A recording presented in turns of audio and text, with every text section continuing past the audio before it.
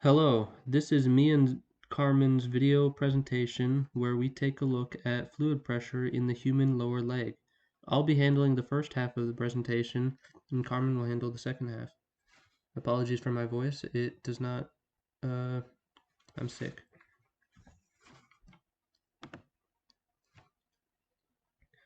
So here we present a scenario highlighting the real-world impacts of fluid pressure acting within the leg of its wider impact on human livelihood. Pause if you'd like to enjoy reading this short story written by Carmen. I might just add that the use of absurdism urges one to reflect deeper on the pursuit of science in general as um, a guidepost within a confusing world, uh, all for the things we truly hold dear. So the main inquiry and goal of this project was to approach one notable aspect of human physiology in which fluid pressure was surprisingly important. We all have a heart, especially when Christmas is just a week away, if you can believe it.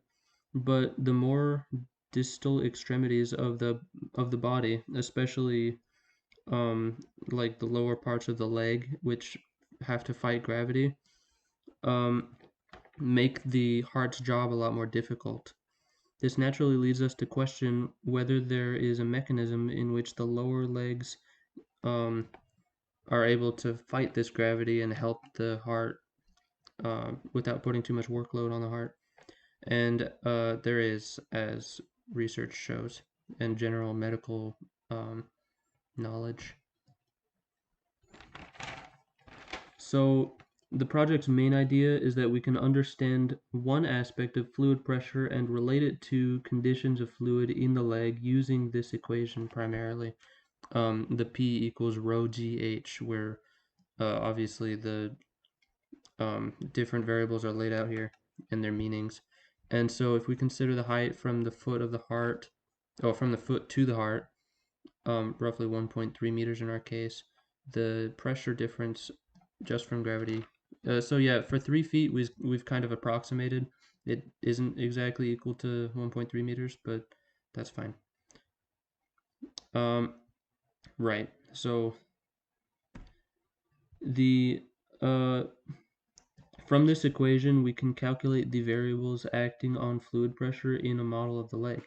Crucially, this model ignores countless very complex possible factors in the leg, a few of which are listed here.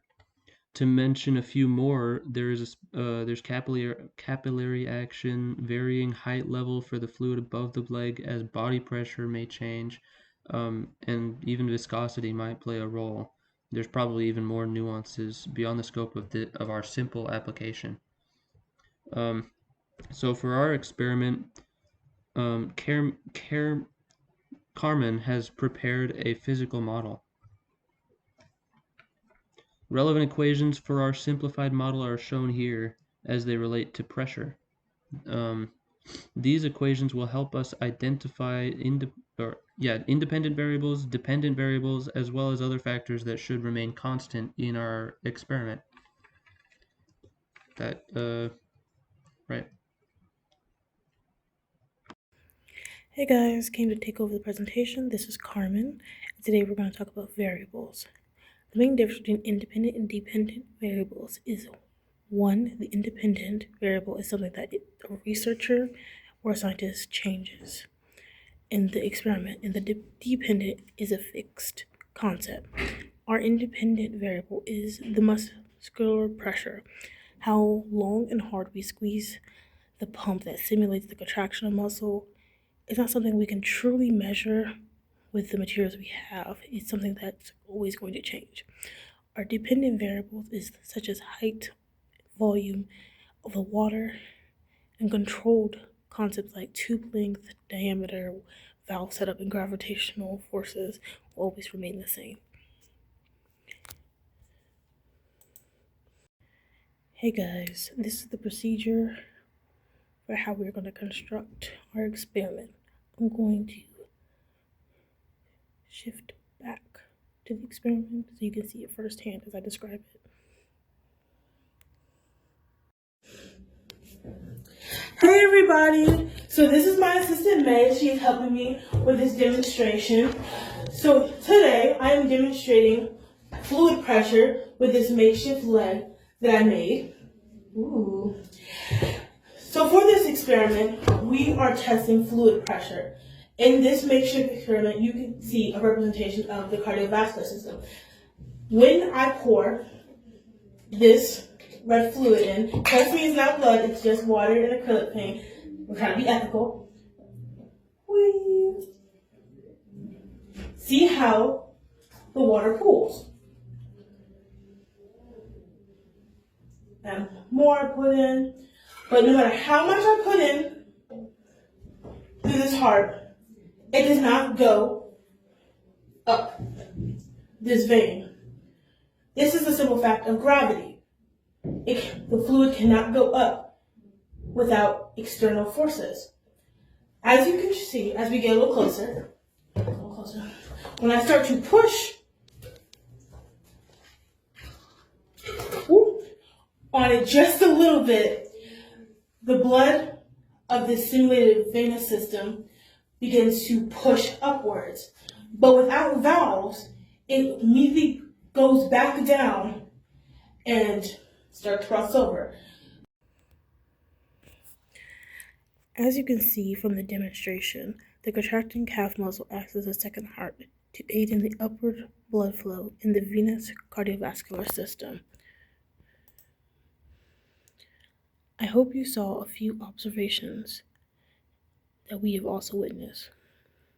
Due to the extra gravitational force placed on the blood, the water in the tube that is stacked vertically has to produce more force in order to get back to the heart. And without a valve, the liquid flows back easily, even if we squeeze as hard as we can. Without valves or a consistent strong muscle squeeze, the fluid will just not be able to flow effectively upwards. But with it, it can move effectively, just like the blood in your veins. In conclusion, the flow of blood in our legs is a great example of physics in action. Fluid pressure, resistance, and gravity all play roles, and our calf muscles act as natural pumps and keep circulation going. Without these physical principles, our cardiovascular system couldn't function properly when we stand or walk or do any type of physical activity.